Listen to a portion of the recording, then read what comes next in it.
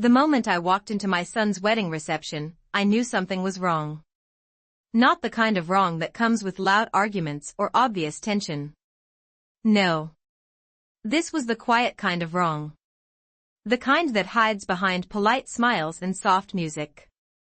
The ballroom was beautiful.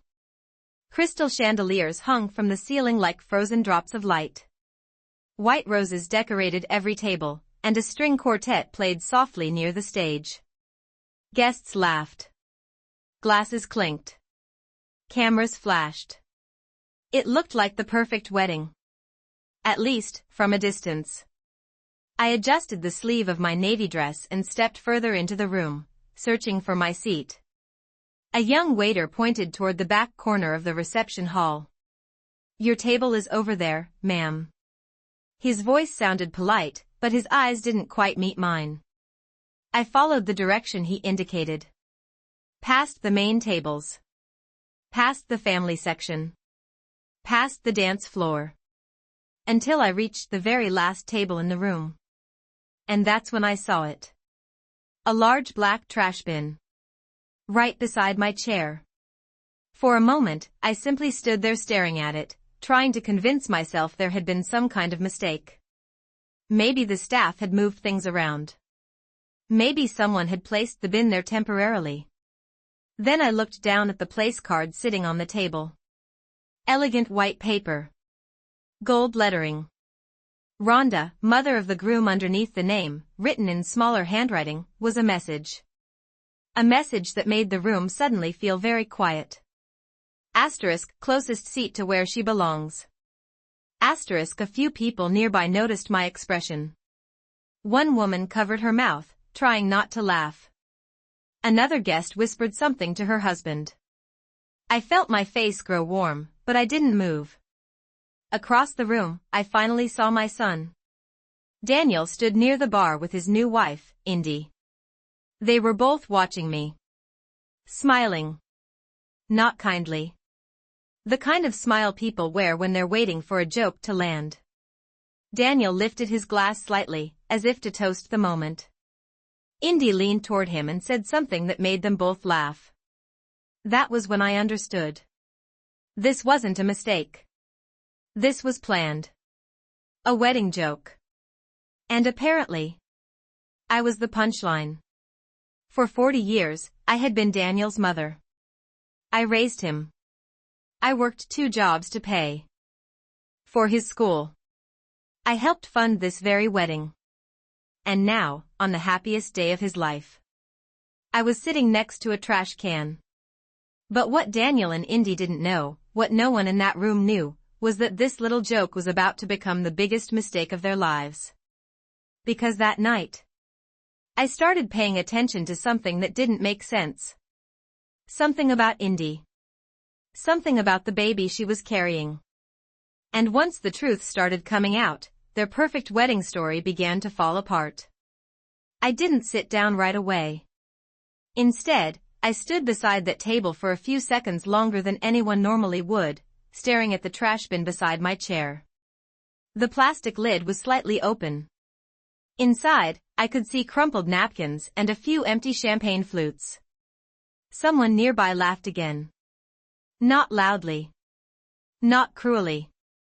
But enough for me to understand that people had noticed.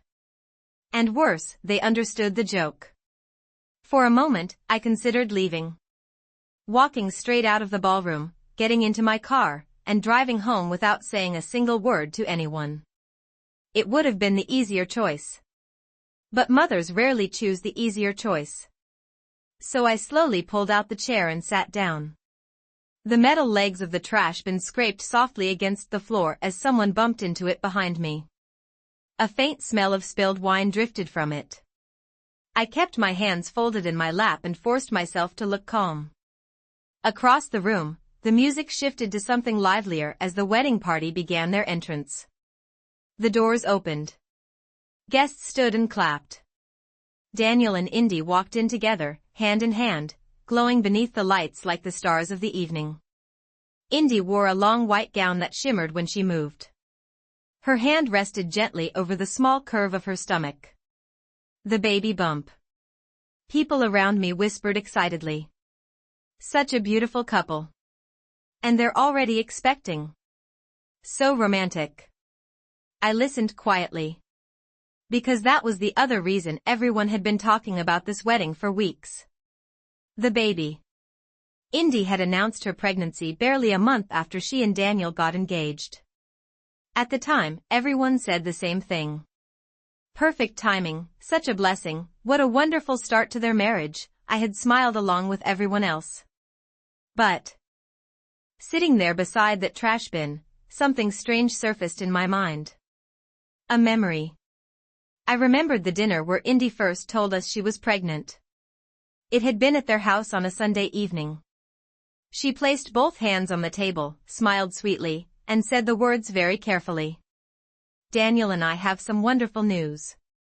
Daniel looked shocked. Not unhappy. Just surprised. I remember noticing that. At the time I told myself he was simply overwhelmed. But now, sitting there watching them dance their first dance beneath the lights, that moment replayed differently in my mind. Because Daniel hadn't known. Not until she said it. The applause in the ballroom grew louder as the music swelled. Daniel spun Indy gently across the dance floor. She laughed and leaned into him, resting her head against his shoulder. To everyone else in the room, it looked like a perfect love story. But something inside my mind had already started counting. Dates. Months. Moments.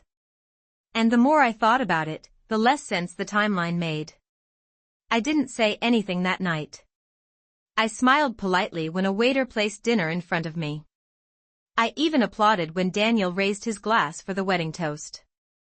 But while the rest of the room celebrated, a quiet question had already taken root in my mind. And questions, once planted, have a way of growing. Especially when a mother starts paying attention. Because by the end of that night, one thought kept returning to me again and again. What if the baby Indy was carrying wasn't my son's? For the next few days, I told myself I was imagining things. It's easy for doubt to creep into your mind after you've been humiliated. Pride gets wounded, and suddenly everything starts to look suspicious. So I tried to be reasonable.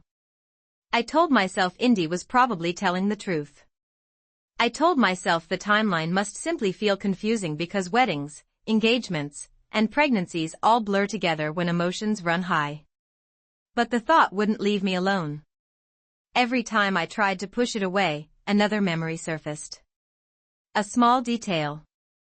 A strange moment. A reaction that hadn't quite made sense at the time. 3 nights after the wedding, I sat alone at my kitchen table with a cup of tea that had already gone cold. The house was quiet. Too quiet. I opened my phone and scrolled through the photos from the wedding that guests had posted online. There they were. Daniel and Indy smiling beneath the arch of white roses. Indy holding her stomach. Daniel looking proud. Hundreds of comments filled the screen. Asterisk beautiful couple. Asterisk asterisk such a miracle baby. Asterisk asterisk perfect timing. Asterisk that phrase again. Perfect timing. I leaned back in my chair and stared at the ceiling. Then I began counting. Daniel had proposed to Indy in February. The pregnancy announcement came in March. By the time the wedding arrived in early September, Indy was already showing clearly. I wasn't a doctor. But I had been pregnant once. And I knew enough to understand that something about those months didn't quite add up. The realization made my stomach tighten. I grabbed a pen and a small notepad from the kitchen drawer. For the next 15 minutes, I wrote down dates. Engagement. Announcement. Doctor appointments Indy had mentioned during family dinners. Due date predictions she had casually brought up. The numbers didn't line up neatly. Not the way they should have. I sat there staring at the paper for a long time. My first instinct was to call Daniel. To simply ask him if he had ever questioned the timeline. But I already knew how that conversation would end. Daniel loved Indy. And love has a way of making people blind to uncomfortable questions. If I asked him directly, he would defend her. He would assume I was still angry about the wedding. And our relationship would shatter even further.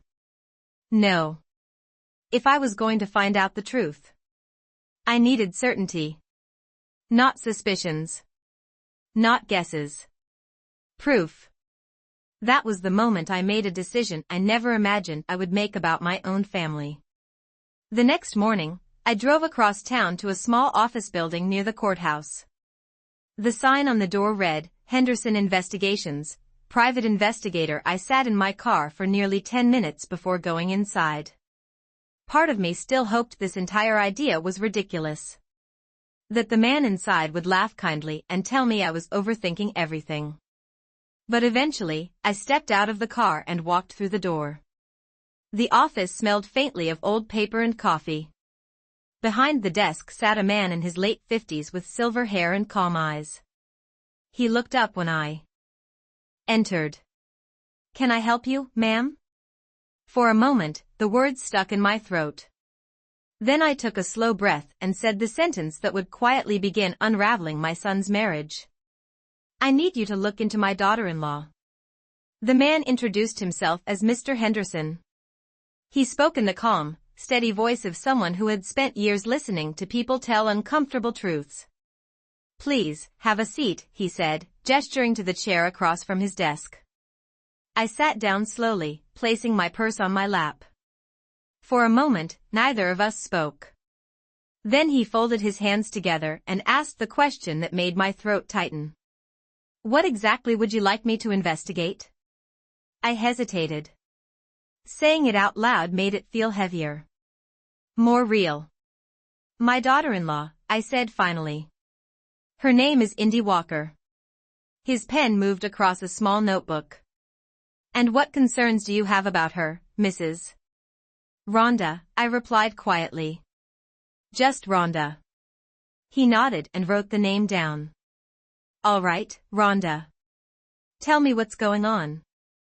I explained the situation as carefully as I could. The engagement. The sudden pregnancy announcement. The wedding. And the timeline that didn't quite make sense. I didn't mention the trash can. That humiliation still felt too fresh to describe. When I finished, Mr. Henderson leaned back slightly in his chair. "You're wondering if the child your daughter-in-law is carrying might not belong to your son." It sounded much harsher when someone else said it. But I nodded. "Yes." He studied me for a moment, as if trying to determine whether this was simply family paranoia or something more serious. Finally, he said, "These kinds of situations happen more often than people think." His tone wasn't judgmental. Just factual. "What exactly would you like me to find out?" "I want to know about her life before my son," I said. "Who she dated. When those relationships ended. Anything that might help clarify the timeline." He scribbled a few more notes. "Do you know the name of the previous boyfriend?" I thought for a moment. Then I remembered something Indy had mentioned once during a family dinner months earlier. A name that had slipped casually into conversation.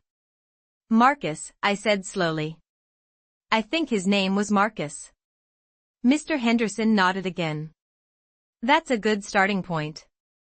He closed the notebook and looked directly at me. "Investigations take time. But if there's something in her past that affects the timeline of this pregnancy, I'll find it." I exhaled slowly. Part of me felt relieved. Another part of me felt terrified. Because once someone begins digging into the past, you can't control what they might uncover. The first week passed quietly. Too quietly. Daniel didn't call. Not that I expected him to. After the wedding, things between us had grown distant. I spent most evenings alone in my living room, reading or watching the evening news, trying not to think about the investigation I had just started. Then, 9 days later, my phone rang. The caller ID showed Henderson Investigations. My heart began pounding before I even answered. "Hello?" Rhonda, Mr. Henderson's voice said on the other end. I've started looking into Indy. I gripped the phone tighter. And? There was a short pause. The kind that makes your stomach twist before the words even arrive. Well, he said carefully. You were right about one thing. I held my breath. What thing? The timeline. Another pause. Then he said something that made the room suddenly feel very cold. Your daughter-in-law didn't meet your son when she said she did. I didn't sleep much that night after Mr. Henderson's call. His words kept echoing in my mind. Your daughter-in-law didn't meet your son when she said she did. I replayed the conversation again and again, hoping I had misunderstood. But I hadn't. The next afternoon, Mr. Henderson asked me to come to his office. When I arrived, he was already sitting behind his desk with a thin folder in front of him. Not thick. Not dramatic. Just a few pages. Sometimes the most damaging truths don't need many words. Thank you for coming in, he said. I sat down slowly, trying to prepare myself. What did you find? He opened the folder and slid one of the papers toward me. It was a timeline. Names. Dates. Locations. At first, he said, Indy's story checked out. She and your son did start dating last year. I nodded. That's what she told everyone. Yes, he replied calmly. But the important detail isn't when they started dating. He tapped the paper with his finger. It's when her previous relationship ended. My stomach tightened. Marcus? I asked. Mr. Henderson nodded. Yes. Marcus Bennett. He pulled out another document, this one. A printed screenshot of social media posts. Photos of Indy. Photos of a tall man with dark hair standing beside her. They were close. Very close. Arms around each other. Kissing. The timestamps beneath the photos made my chest feel tight. According to their posts, Mr. Henderson continued, Indy and Marcus were together for nearly 3 years. I stared at the photos. They looked like a serious couple. Not a casual relationship. So when did they break up? I asked quietly. Mr. Henderson flipped to another page. That's where things become interesting. He turned the document so I could see it clearly. A date was circled in red ink. Marcus moved out of Indy's apartment on January 14 th. I frowned slightly. That's a few weeks before Daniel proposed. Yes, Mr. Henderson said. But that's not the important date. He slid another paper toward me. This one showed medical appointment records that had been publicly posted when Indy shared pregnancy updates online. Based on the doctor's estimated conception window, he explained, the baby was most likely conceived in late December or early January. The room suddenly felt very quiet. I stared at the 2 dates again. Late December. Marcus still living with Indy. Marcus still her boyfriend. I slowly leaned back in the chair. You're saying, Mr. Henderson finished the sentence for me. I'm saying that when this child was likely conceived, Indy was still living with Marcus. The words settled into the room like a heavy weight. For a moment, neither of us spoke. Then I asked the question that had been forming in my mind since the wedding. Does my son know about Marcus? Mr. Henderson closed the folder gently. I can't answer that. My hands rested on my lap, suddenly feeling cold. But I can tell you this, he continued. The timeline strongly suggests that your son may not be the biological father. I stared at the papers again. The smiling photos. The dates. The quiet pieces of evidence that suddenly connected together. And for the first time since this investigation began, I realized something even worse. If the timeline was true, then Indy hadn't just lied once. She had built an entire marriage on it. For 2 days after meeting with Mr. Henderson, I carried that folder of information around in my mind like a heavy stone. I didn't tell anyone. Not Daniel. Not my friends. Not even my sister, who usually heard every small problem in my life. Because this wasn't a small problem. This was something that could destroy a marriage. And possibly my relationship with my son. But the truth had already started forming, piece by piece, whether I wanted it to or not. On the third evening, Mr. Henderson called again. His voice sounded different this time. More serious. "Rhonda," he said, "I think we should talk about the next step." I sat down slowly at the kitchen table, gripping the phone tighter. "What next step?" "The only way to know the truth with certainty," he said carefully, "is a DNA test." The words hung in the air for a moment. I had expected him to say it eventually. Still, hearing it out loud made my chest tighten. "A DNA test," I repeated quietly. "Yes." Silence stretched between us. Finally I asked the obvious question. "How would that even work?" Mr. Henderson explained patiently. "In situations like this, investigators sometimes obtain a sample from the child and compare it with the suspected father." My stomach twisted. "You mean, without them knowing?" "I'm not suggesting anything illegal," he replied calmly. "But sometimes samples can be collected indirectly."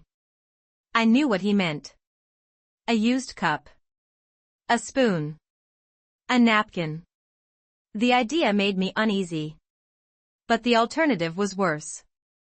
Living with doubt. I closed my eyes for a moment. "What would you need from Daniel?" I asked. "Something with his DNA," Henderson said. "Hair. A toothbrush. A drinking glass." I slowly exhaled. Daniel visited my house occasionally. Not often lately. But often enough. "I can get that," I said. "Good," he replied. "Then we'll just need the baby's sample as well." That part worried me more. Because seeing the baby meant seeing Indy. And Indy was not the kind of woman who let people get close without watching carefully. Still, a few days later, the opportunity came unexpectedly. Daniel called me. "Mom," he said, sounding cheerful for the first time since the wedding. "We're stopping by this weekend. Indy wants to show you the nursery." The nursery. Of course. The baby had been born 2 weeks earlier. A healthy little boy. Everyone online had been celebrating. I swallowed slowly. "That sounds lovely," I told him. Saturday afternoon arrived quickly. When Daniel and Indy walked through my front door carrying the baby carrier, the house suddenly felt different. Warmer. Alive. Indy smiled brightly. "Rhonda, meet your grandson." I leaned forward and looked down at the small face sleeping inside the carrier. He had dark hair. Tiny fingers curled against the blanket. He looked peaceful. Innocent. For a moment, guilt washed over me. Because none of this was his fault. None of it. But while Indy placed the baby on the couch beside her, something else caught my attention. A small bottle resting beside the carrier. The baby's pacifier clipped to a soft cloth.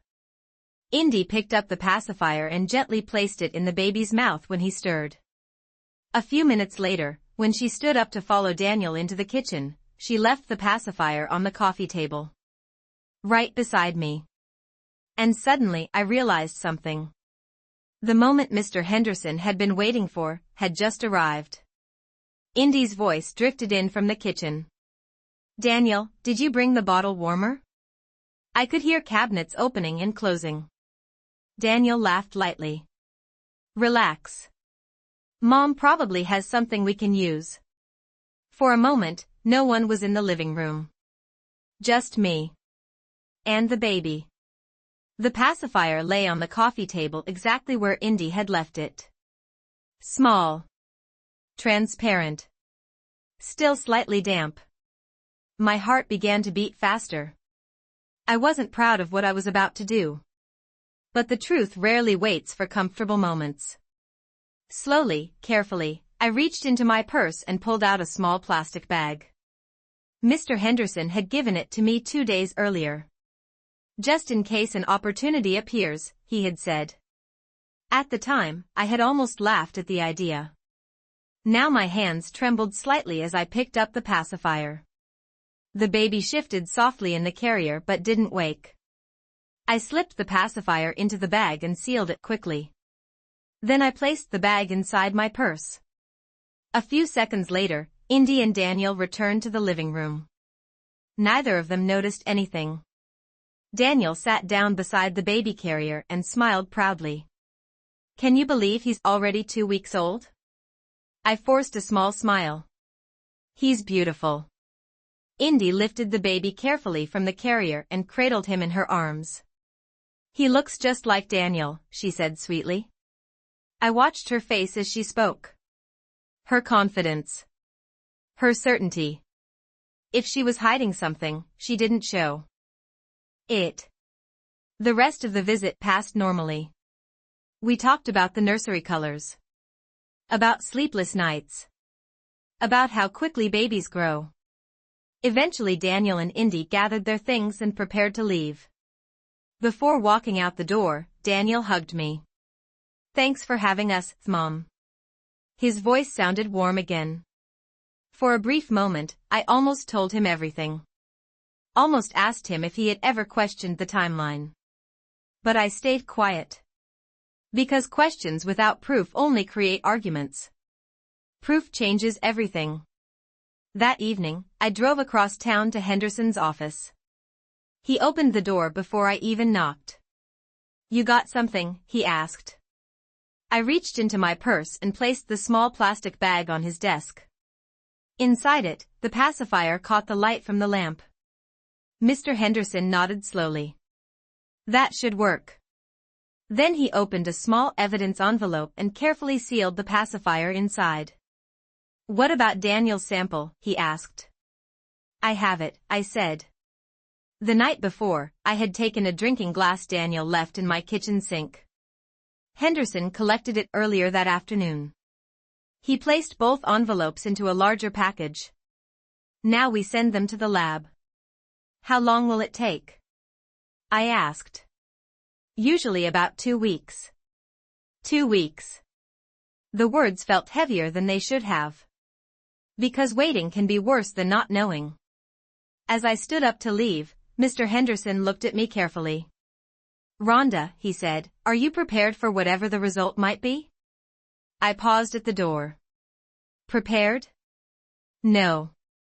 No mother is ever prepared for something like this. But the truth had already started moving.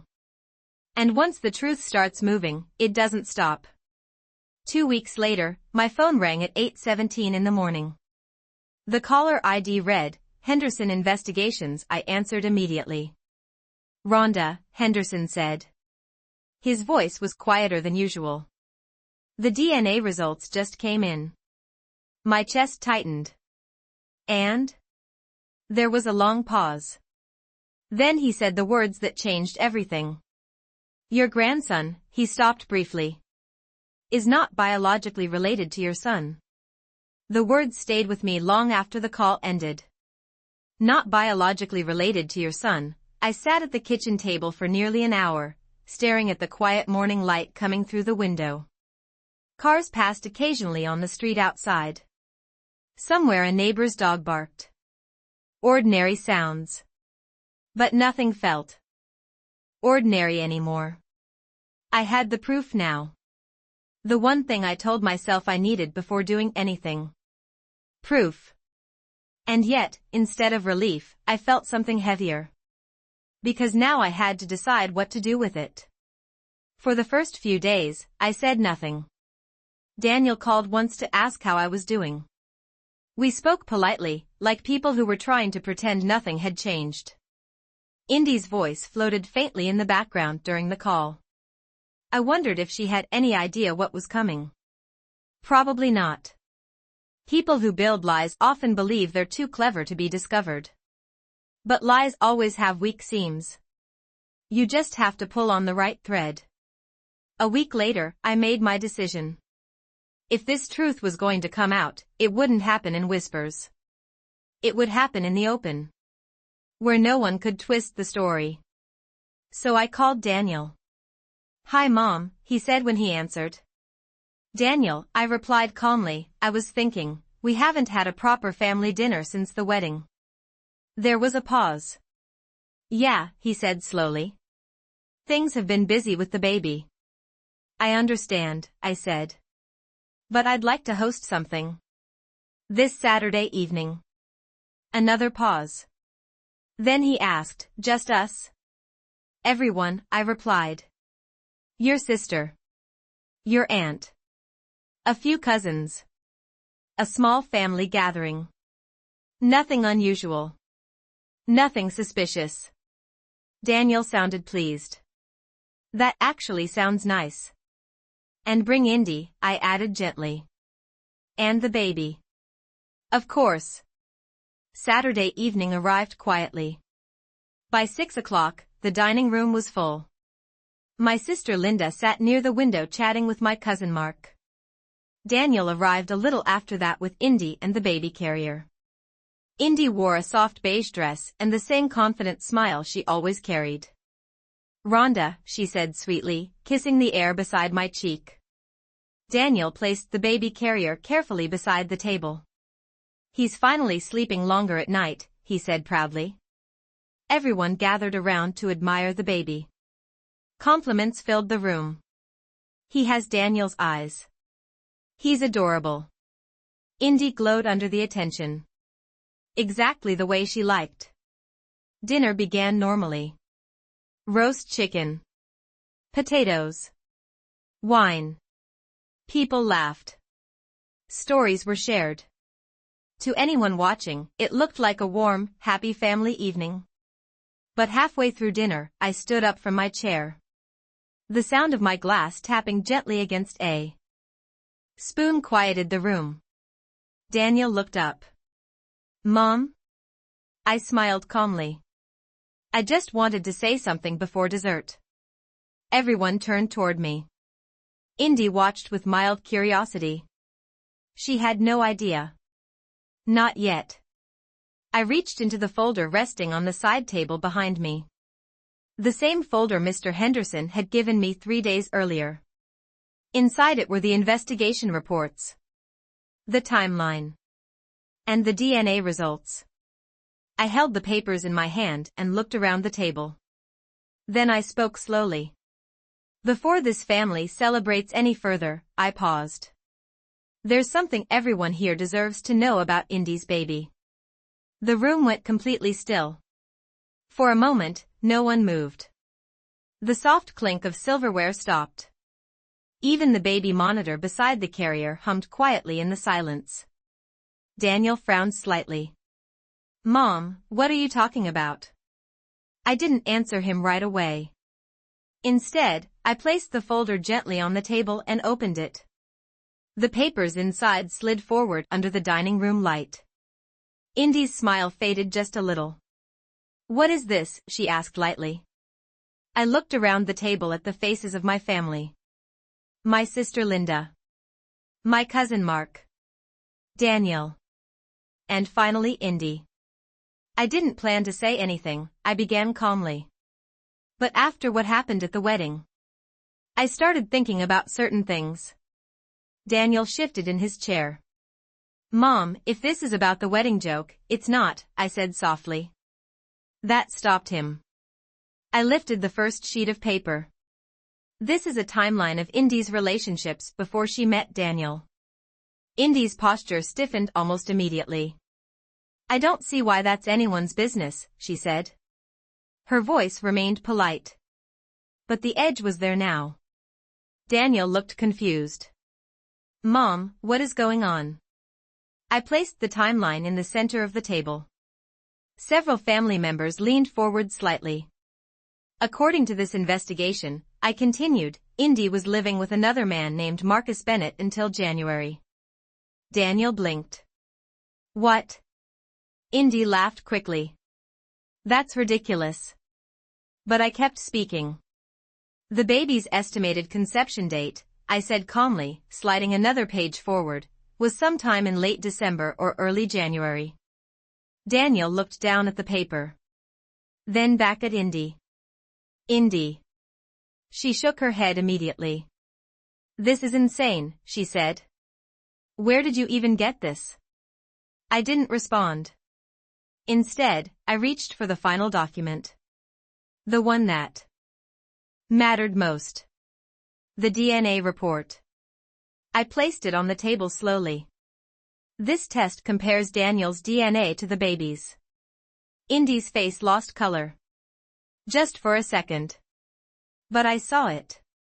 Daniel picked up the paper with shaking hands. His eyes moved across the results.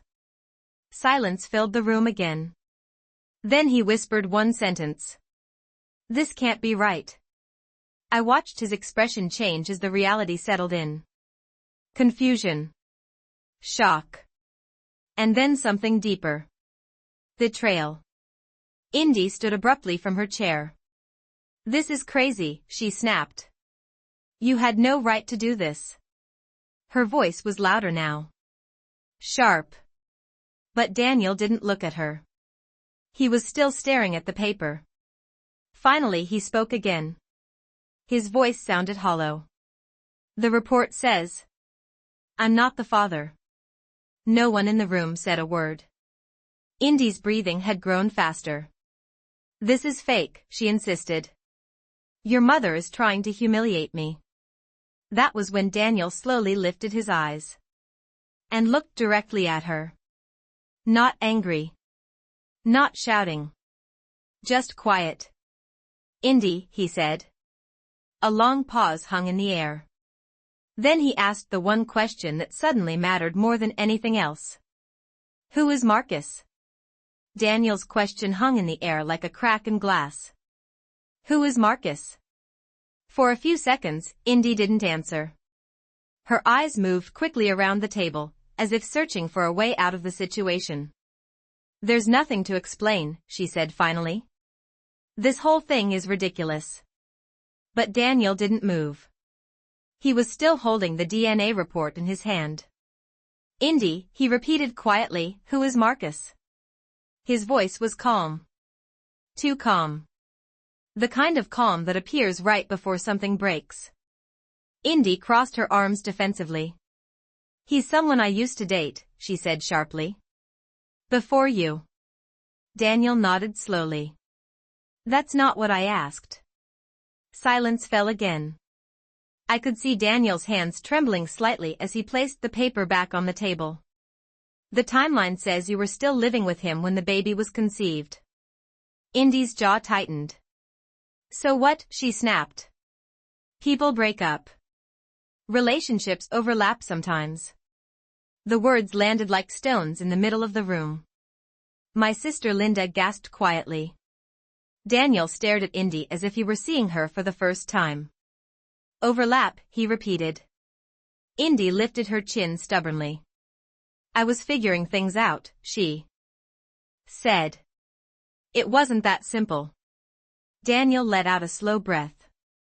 Then he asked the question that no one else in the room had the courage to say.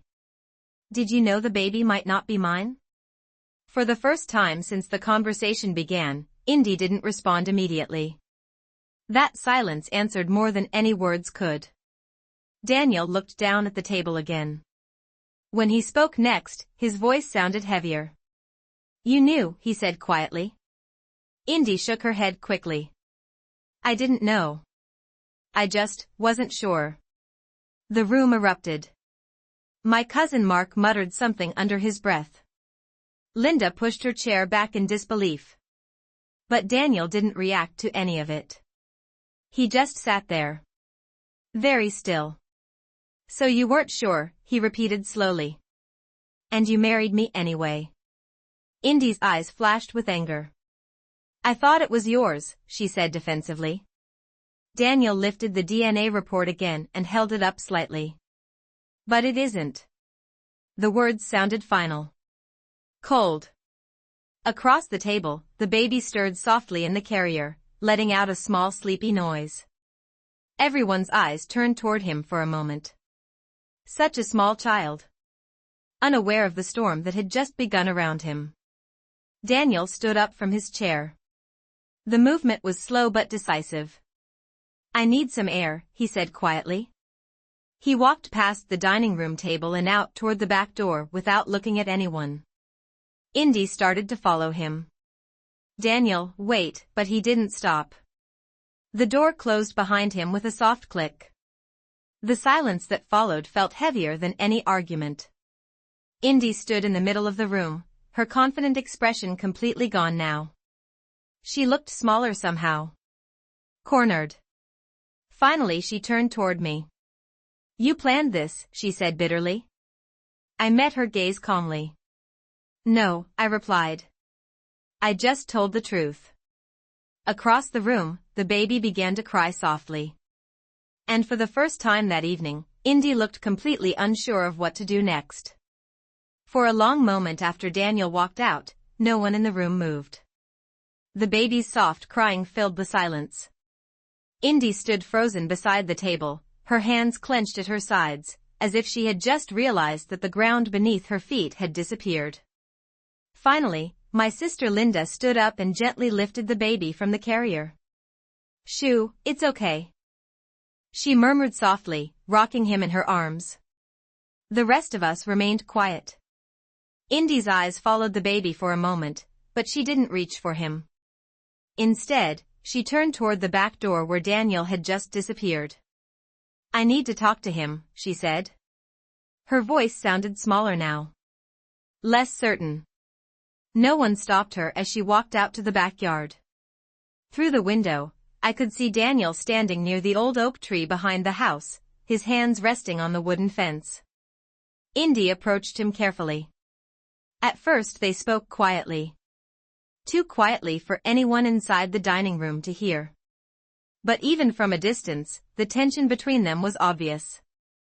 Daniel didn't turn around when she spoke. He just stared out at the dark yard.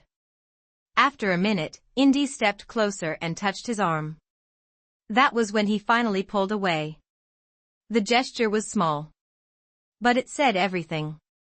Inside the house, Linda gently bounced the baby to calm him. "He's innocent in all this," she whispered softly. I nodded. "Yes," I said quietly. "He is." Outside, Daniel and Indy's conversation had clearly grown more intense. Indy's hands moved as she spoke, trying to explain something. Trying to defend herself. Daniel finally turned toward her. Even from the window, I could see the pain in his expression. The kind of pain that comes when someone realizes their entire reality has been built on a lie. A few seconds later, Daniel walked back toward the house alone. Indy remained in the yard. Standing still in the darkness. When Daniel stepped inside, everyone looked up. His face looked older somehow. Tired. He walked slowly back to the dining table and sat down. For a few seconds, he didn't say anything. Then he looked at me. "Mom," he said quietly. I waited. He ran a hand through his hair and let out a long breath. She admitted it. The words were heavy but steady. My cousin Mark frowned. Admitted what? Daniel stared at the table. She wasn't sure who the father was when she got pregnant. No one spoke. Daniel continued. She thought it might be mine. His voice tightened slightly. But Marcus was still in the picture. Linda's arms tightened around the baby. Oh my God, Daniel looked up again, his eyes red but clear. I asked her why she didn't tell me. He paused. Then he gave a bitter half-smile. She said she was afraid I would leave. The room fell silent again. Daniel leaned back in his chair slowly. Well, he said quietly. Now I am. Daniel didn't leave the house that night. But something inside him clearly had. After he said those final words, *, now I am. *, The room fell into a silence so heavy it felt like the air itself had thickened. Outside, Indy was still standing in the yard. Through the window, I could see her pacing slowly near the fence, her arms wrapped tightly around herself. No one rushed out to comfort her. The truth has a strange way of changing people's instincts. Inside the dining room, Daniel leaned forward with his elbows on the table, staring at nothing in particular. After a minute, he spoke again. "I asked her one more question," he said quietly. Linda gently rocked the baby, who had finally fallen asleep again in her arms. "What did you ask?" she whispered. Daniel looked toward the baby for a long moment before answering. "I asked if Marcus knew." My cousin Mark frowned. "And?" Daniel shook his head slowly. "She said he suspected." A bitter smile crossed his face. "But she told him the baby was mine." The words seemed to echo around the room. Another lie layered on top of the first. Daniel stood up from the table again and walked toward Linda. "Can I hold him?" he asked softly. Linda hesitated for a second before placing the baby carefully into his arms. Daniel held the child gently, studying the small face as if trying to memorize every detail. For several seconds, no one spoke. Then Daniel sighed quietly. "He's still just a baby," he said. "And none of this is his fault." "No," I replied softly. "It isn't." Daniel nodded. "I'm going to call Marcus tomorrow," he said. That surprised everyone. "You know how to find him?" Mark asked. Daniel gave a tired half-shrug. "Mom's investigator left enough information." He looked down at the baby again. "If he's the father, he deserves to know." The decision sounded firm. Final. A few minutes later, Daniel carefully placed the baby back in the carrier. He picked up his coat from the back of the chair. "Where are you going?" Linda asked. "Just for a walk," he replied. He paused near the door and looked back at me. For a moment, I thought he might be angry. But instead, he stepped closer. "I know tonight was hard," he said quietly. "I'm sorry about what happened at the wedding." The apology caught me off guard. "You didn't deserve that," he continued. "I should have stopped it." I simply nodded. Some wounds don't need many words. Daniel opened the door and stepped outside. Indy was still in the yard. They spoke again briefly beneath the dim porch light, but this time the conversation was short. A few minutes later, Indy walked down the driveway alone and disappeared into the darkness. She never came back into the house. The weeks that followed changed everything. Daniel filed for divorce. Marcus was contacted and eventually met the child for the first time. The DNA test confirmed what we already knew. He was the biological father. Arrangements were made quietly and respectfully, focusing on what was best for the baby. And slowly, the storm that had torn through our family began to settle. One evening about 2 months later, Daniel came by the house again. Just the two of us sat on the back porch watching the sunset. For a while we didn't speak. Then Daniel said something that stayed with me. "You know," he said thoughtfully, "that stupid wedding joke might have been the best thing that ever happened."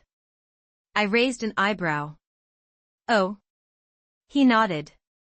"If they hadn't humiliated you, you might never have started asking questions."